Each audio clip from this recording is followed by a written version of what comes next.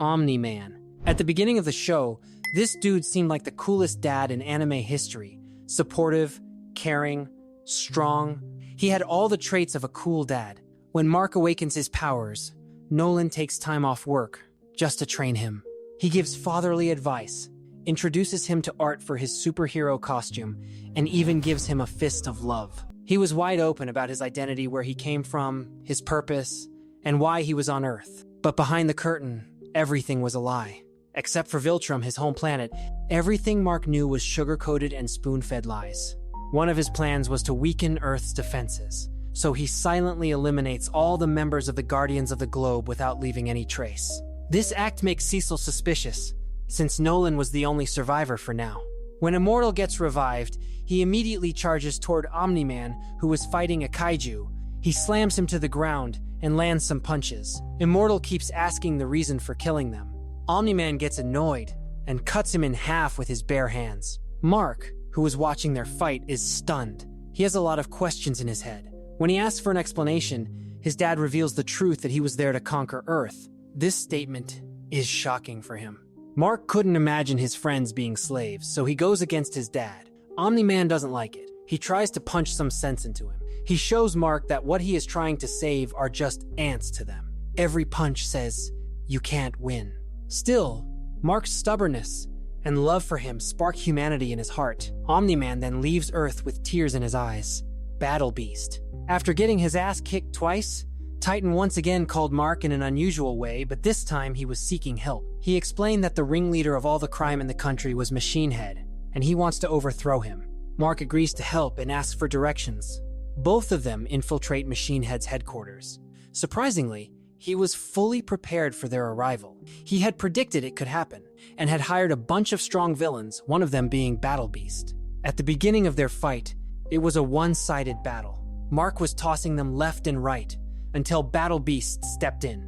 He launched toward Mark like a savage beast. He was so strong that Mark didn't even get a chance to take a break. His final blow rendered Mark unconscious. Meanwhile, the new Guardians of the Globe arrive to save them. Still, Bulletproof and Black Samson get overwhelmed by Battle Beast. Then he leaves, saying it's not worth killing ants. Conquest. After the end of the Invincible War, Mark was displeased by the destruction caused by his alternate variants. He leaned on a pillar, hand pressed to the wall, head resting on his arm, overwhelmed with guilt. Suddenly, an unexpected figure appeared. Conquest. With a growling face, he confronted Mark, asking whether he had prepared Earth for their arrival or not. Disturbed by the recent events, Mark showed a desire to hit something hard. Conquest willingly accepted, and both of them launched toward each other. Conquest was strong and experienced. He beat Mark like a dog. Every punch he landed reminded Mark that he was beneath him. Miles away, Oliver watched the scene on TV, his elder brother getting beaten by the old dude.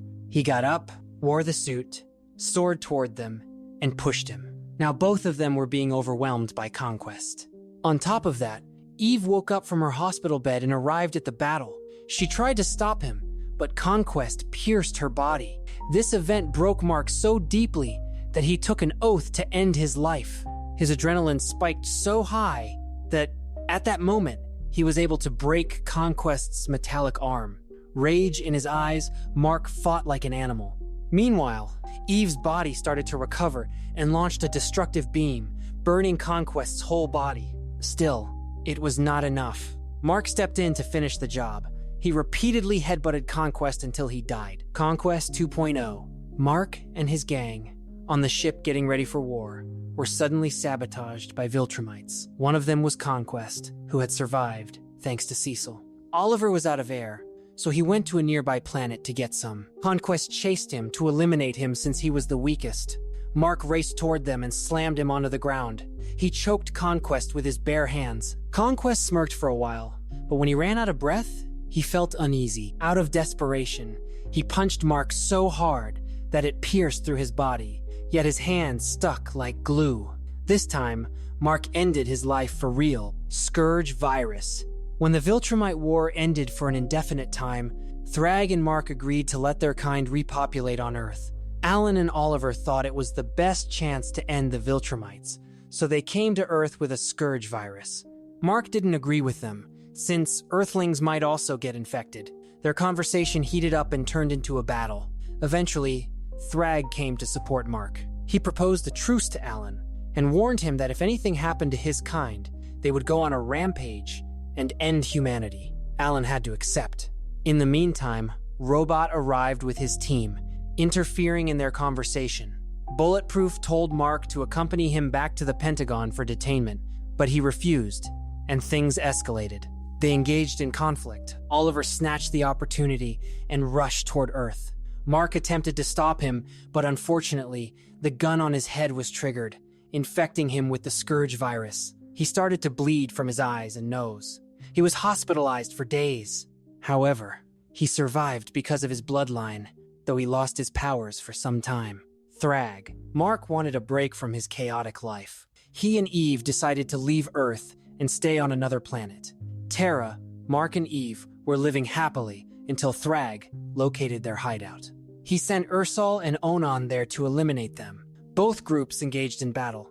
Mark soared away, carrying Terra to a safe place. However, he couldn't fly at high speed because Terra couldn't breathe at such speed, which allowed Onan to catch them. Mark struggled to fight back while carrying Terra, eventually losing her in the midair. Tragically, Thragg found Terra levitating. He grabbed her head, attempting to rip it apart. Before he could do so, Oliver tackled him, but Oliver's fate was to die. Mark and Eve arrived on the spot, just as Thragg was about to kill their daughter. Unfortunately, their lives were cut short by Thragg and Ursal.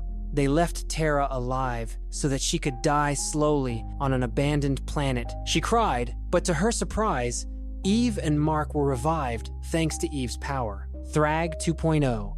When Thragg killed Oliver, Mark and Eve had enough. They decided to fight back.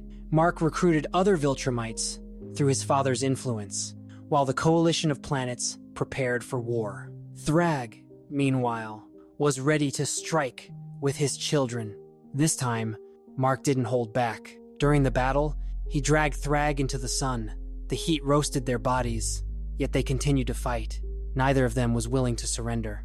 Suddenly, one of the robot suits arrived to assist Mark. It helped him endure the heat for a while, allowing him to finally defeat Thragg. However, the fatigue hit him hard, and the robot suit had already melted. With no hope left to survive, Mark hugged his knees. On the other side, Ursal surrendered, bringing the war to an end. Alan immediately dove into the sun to save Mark and pulled him back from the brink of death.